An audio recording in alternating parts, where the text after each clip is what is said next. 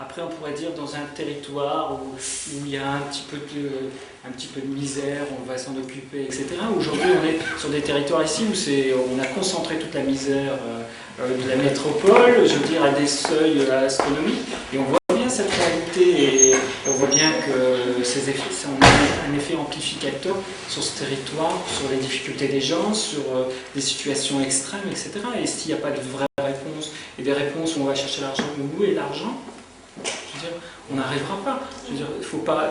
C'est assez amusant d'imaginer qu'on est sur un territoire où on côtoie des grandes fortunes qui sont faites sur le territoire voisin et des grandes misères. Je veux dire,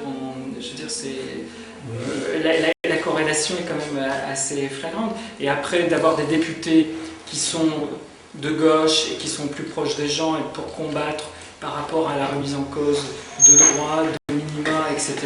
Je veux dire, aujourd'hui, on a besoin des gens qui se trouvent au quotidien auprès des luttes. Je veux dire, il y a Abdel qui peut parler de son aspect militant au niveau syndicaliste. Il voit bien qu'aujourd'hui,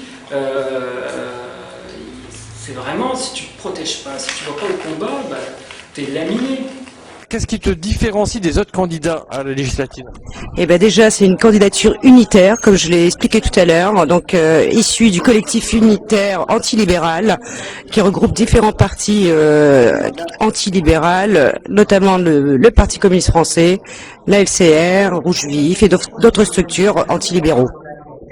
Vous avez à donner 3 raisons. Alors, je sais que les questions sont un peu à l'arrache, mais 3 raisons de voter pour toi. Ceux qui te connaissent pas. Déjà, pour ceux qui ne me connaissent pas, on va dire, c'est l'occasion de me voir plus souvent. Non, je plaisante.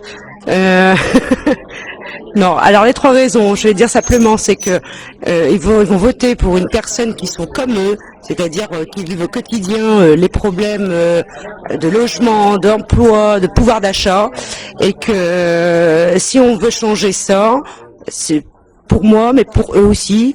Donc je ne me bats pas pour moi pour avoir du pouvoir, mais plus pour changer effectivement les choses, que l'on puisse vivre dignement, que ce soit du travail ou de prestations familiales et ainsi de suite.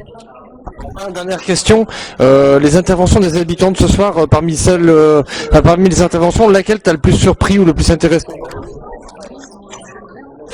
Alors j'ai envie de dire que toutes les interventions étaient intéressantes, mais alors laquelle, là vous me prenez de court, non, une qui m'a surprise, oui effectivement, c'est la personne qui s'intéressait notamment aux questions de la 6e République, ou la problématique du Sénat, est-ce qu'il faut l'éliminer?